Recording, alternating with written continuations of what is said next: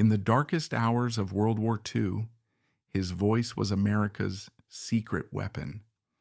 Elton Britt's haunting, soaring yodel in the song "There's a Star-Spangled Banner Waving Somewhere" became the unofficial anthem of a generation, giving hope to a nation at war. But after the war ended, America seemed to forget its hero. What happens when a man is defined by a single moment in history? And how does a man with the most famous voice in the world end his career in near total silence? Born James Elton Baker in Arkansas in 1913, Elton Britt grew up in the stark reality of the Great Depression, an era when a struggling nation found its primary source of solace and entertainment crackling through the airwaves. Radio was the lifeline, a magical portal in a time of hardship. The air was filled with the sound of Jimmie Rodgers, the reigning king of country music, whose trademark blue yodel had captivated America. But when the legendary Rodgers passed away in 1933, he left a profound void in the heart of the genre, leaving the music world searching for a successor.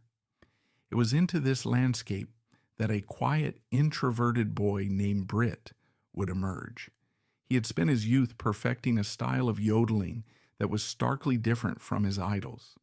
Where Rodgers' yodel was raw, earthy, and full of gritty emotion, Britt's was a display of breathtaking technical skill, a clear, crystalline, and impossibly high-pitched technique that became known as the echo yodel. This singular talent quickly drew attention. His major breakthrough came under the guidance of Scotty Wiseman, an influential figure in the music world who immediately recognized the boy's unique genius. While others saw just another talented yodeler, Wiseman saw a vocal instrument of rare purity and potential. He wasn't just an admirer. He became Britt's mentor and creative guide, helping to shape his professional path. It was Wiseman who wisely suggested the crucial name change, transforming the humble James Elton Baker into the more memorable and professional Elton Britt, a name perfectly suited for a rising star destined for a national stage. He first gained national exposure as the featured vocalist for the Wenatchee Mountaineers, a popular Western group. It was here he honed his stage presence, but it quickly became clear that his voice was too big to be contained within a band. He was destined to be a solo artist. In a move that defied all country music logic at the time, he did not set his sights on the established hubs of Chicago, or later, Nashville. On Wiseman's advice, he went to New York City. This solo ambition wasn't just a matter of ego.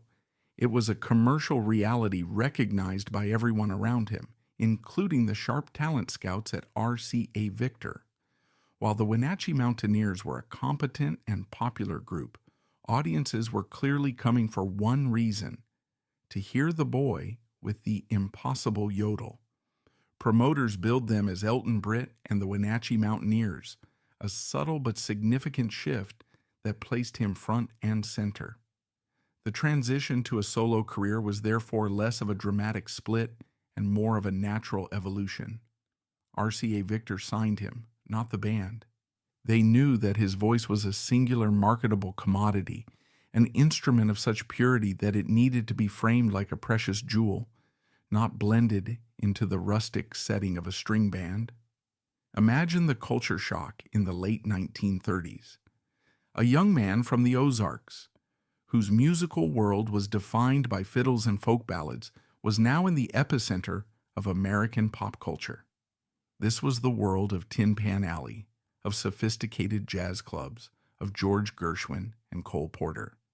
It was here that he was signed by the titan of the industry, RCA Victor. This decision would have profound consequences for his sound. In New York, he wasn't recording with scrappy country pickers in a makeshift studio. He was in state-of-the-art facilities, backed by the finest session musicians in the world, players who could sight-read complex arrangements and moved effortlessly between jazz, pop, and orchestral music. The producers at RCA smoothed out his rustic edges, framing his spectacular voice with lush, polished arrangements that were designed for mainstream appeal. This made his records sound incredibly modern and accessible, allowing him to cross over to pop radio in a way few hillbilly artists could. But it also subtly disconnected him from the raw, unvarnished roots of the genre, a disconnection that would later prove costly. RCA's strategy for Britt was a masterclass in artist positioning. They marketed him not as another hillbilly singer, but as a unique vocal phenomenon, the world's highest yodeler. His records were often placed in the broader, popular vocal categories, alongside crooners and pop singers. This was a deliberate attempt to lift him out of the regional country market and place him on a national stage. His early hits, like Chime Bells, were arranged with a light, almost polished touch, featuring clean guitar lines and a balanced sound mix that was perfect for national radio. His yodel was treated as the spectacular centerpiece, a moment of virtuosic artistry that could appeal to a listener in a Manhattan apartment as much as one in a Tennessee farmhouse.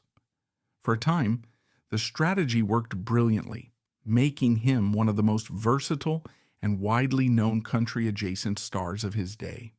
During this period, he also became a fixture in Hollywood's B-Westerns. The singing cowboy was a dominant cinematic archetype, a heroic figure who would pause between fistfights and horse chases to sing a sentimental ballad.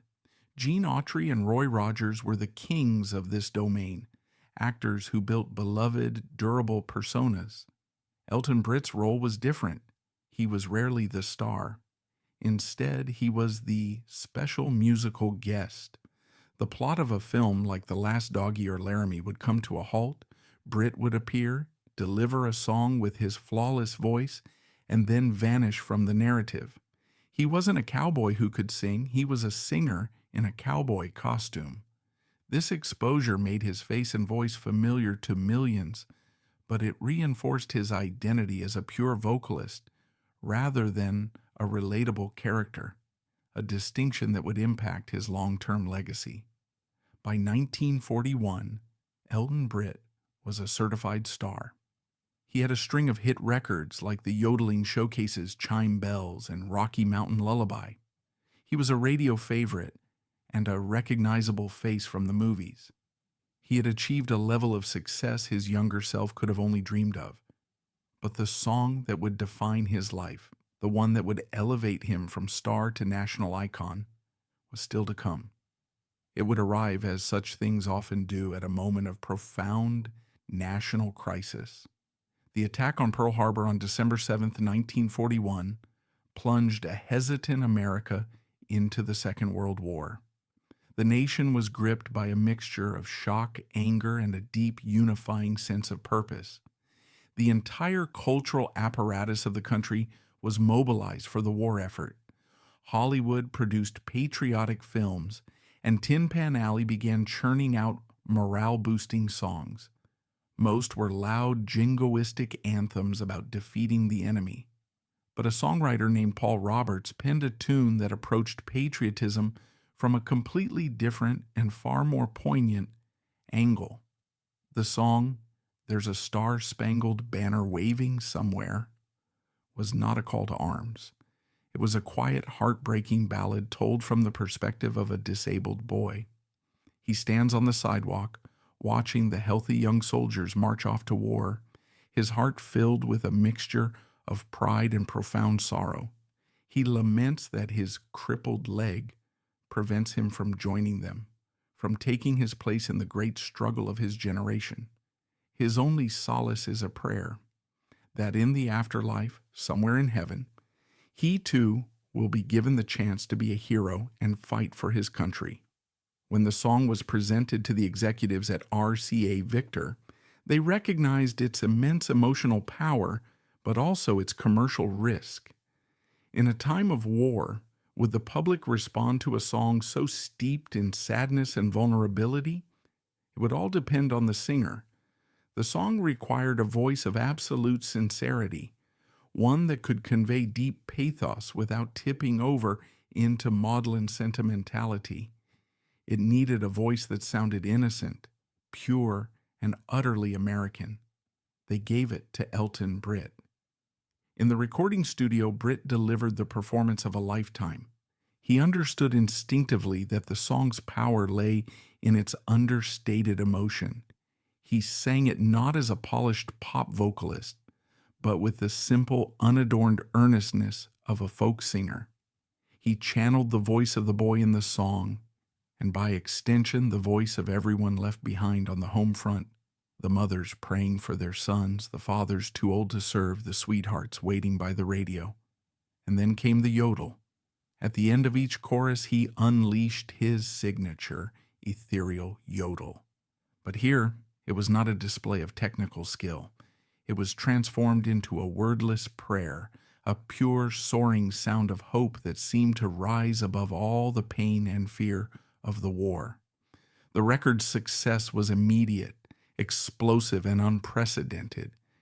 It became a cultural touchstone almost overnight. There's a Star-Spangled Banner Waving Somewhere, reportedly sold more than 1 million copies in its first year, an astronomical number at the time, making it one of the earliest country records to ever reach such massive sales. Later writers even claimed it was the first gold record for a country artist, though the official RIAA gold certification system did not exist until 1958, leaving that title more legend than fact. What cannot be disputed is its emotional impact. The song became the unofficial anthem of the American home front, a piece of music that carried the weight of hope, grief, and longing for millions of families waiting for their sons to return. Its power was amplified through the V-Disc program. Victory Discs were special records produced exclusively for military personnel and shipped to bases and battleships all over the world. Britt's song was one of the most requested. Imagine a group of homesick GIs huddled around a portable phonograph in a muddy foxhole in the Pacific, or a bleak barracks in Europe, hearing that pure, clear voice singing about a love for country so profound it transcended even physical limitation. The song wasn't about killing the enemy. It was about the simple, decent, and deeply loved America they were fighting to protect. Letters poured in to Britt from servicemen, telling him his song was a lifeline, a reminder of home that kept them going in their darkest hours. Back in the States, Britt was now more than just a singer.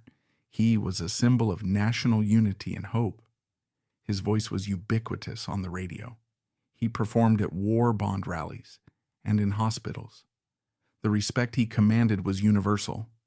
In a now legendary story, the esteemed classical conductor of the Boston Pops Orchestra, Arthur Fiedler, heard Britt's recordings and was so impressed by his vocal control and perfect pitch that he invited him to perform as a soloist with the full orchestra. After the performance, the notoriously demanding Fiedler reportedly turned to his musicians and said, "This man does with his throat what you struggle to do with your instruments."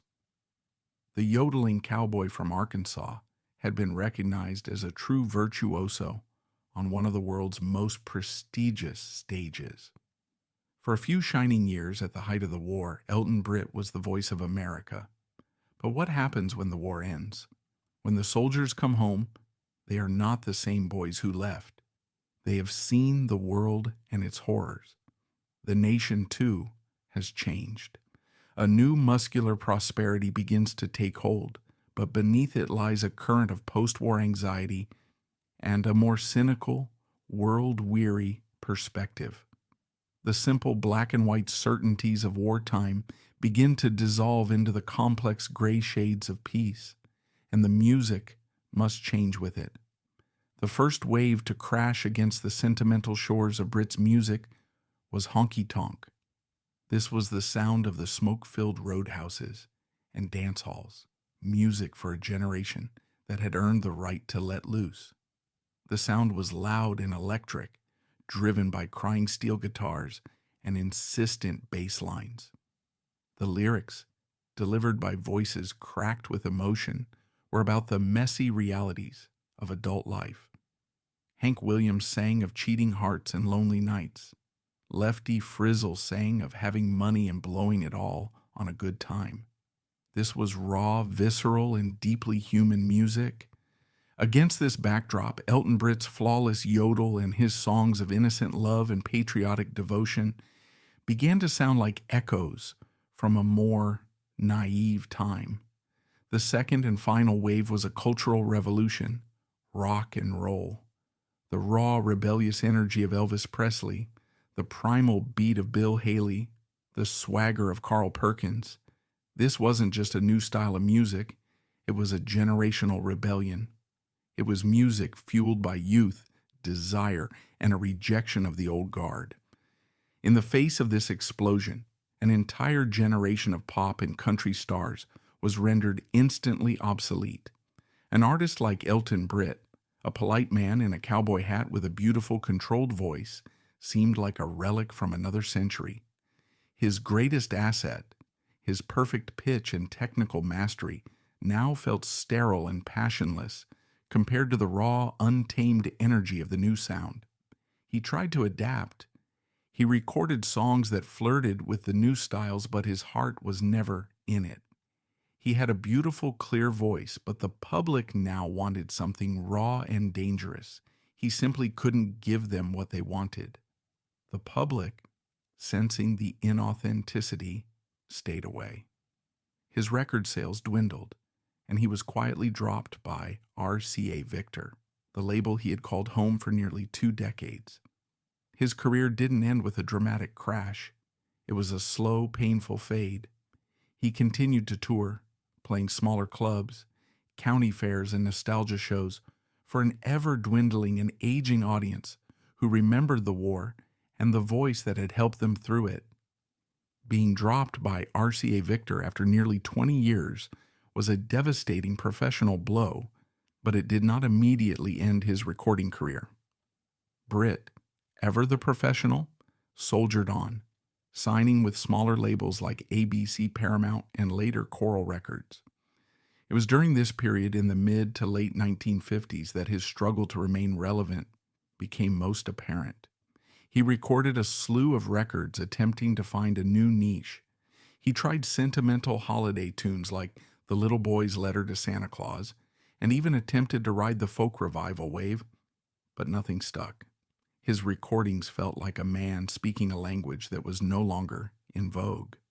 The flawless, precise quality of his voice, once his greatest asset, now felt disconnected from the raw, emotional nerve that the new music demanded. The true story of his later career, however, was written not in the recording studio, but on the road. He became a fixture on the nostalgia circuit, a grueling life of endless travel from one small town to the next. The grand theaters of the 1940s were replaced by dusty county fair stages, high school auditoriums, and VFW halls. He would often travel alone or with a small pickup band, driving hundreds of miles for a meager paycheck. Imagine the psychological toll. To stand on a makeshift stage under a string of bare light bulbs, singing the song that once defined a nation to a sparse crowd of older fans, while the sounds of Elvis or Johnny Cash blared from the teenagers' cars in the parking lot. This was the near total silence he faced. Not a silence of voice, but a silence of cultural impact. He was still singing, but the country, it seemed, had stopped listening. This long, slow decline provides the crucial context for the most bizarre chapter of his life, the 1960 presidential campaign. Seen from the outside, it was a laughable publicity stunt. He ran as a Democrat, releasing a campaign song and giving a few local interviews from his home in Maryland. He had no platform, no political experience, no chance, but to dismiss it as a mere stunt is to miss the profound psychological tragedy at its core. For years, Elton Britt had been told he was the voice of America. He had felt the adoration of a nation, the sense that his voice could literally move and unite millions of people. It is plausible that, on some level, he believed this gave him a unique qualification to lead. It may have been a desperate, deeply human attempt to reclaim that feeling of centrality, of being essential to the American story. It was a misguided effort to feel relevant again in a world that had made it painfully clear it had moved on. The campaign wasn't a joke. It was the poignant, final echo of a fame that had once been all-encompassing. The ultimate question of Elton Britt's legacy is a fascinating case study in the cruel algebra of fame. Why is he, a man who once had one of the best-selling records in the country, now a historical footnote, while contemporaries like Gene Autry, Roy Acuff, and Hank Williams are immortalized as legends? The answer lies in the fact that enduring fame requires more than just talent. It requires a myth. Gene Autry was more than a singer. He was the singing cowboy, a shrewd businessman who built a media empire of films, television shows, and radio stations, becoming a beloved and enduring American archetype. Roy Acuff became the king of country music, not just for his singing, but because he was an institution builder. He co-founded Acuff Rose Music, the most powerful publishing house in Nashville, effectively becoming a gatekeeper and patriarch of the entire genre. Hank Williams, though his life was short and tragic, became the ultimate country music myth, the tortured poet, the self-destructive genius, whose songs of pain and heartbreak were seen as pages torn from his own soul. Elton Britt fit none of these molds. He wasn't a businessman, an institution, or a tragic poet. He was, purely and simply, a voice. A perfect voice, perhaps. But his quiet, stable family life offered no dramatic narrative. His great success was inextricably tied to a specific historical moment, the Second World War. His timeliness was his greatest strength, but it became his fatal weakness. When that moment passed, his cultural relevance began to evaporate. He was a magnificent singer who was too country for the pop world after the war and too polished and polite for the new, raw world of honky-tonk and rock and roll. He was a man whose style no longer had a home, a master of an art form the world had left behind. Elton Britt died of a heart attack in 1972, at the age of just 58. He had continued to perform, playing smaller venues and county fairs, his incredible voice still largely intact. But the massive crowds were long gone. In the end, he was a working musician, a man with a gift who simply wanted to share it. The end for Elton Britt came not in quiet retirement, but in the midst of the very life he had always known. On June 22, 1972, at the age of just 58, he died of a massive heart attack in McConnellsburg, Pennsylvania. The circumstances of his death are the most poignant testament to his final chapter.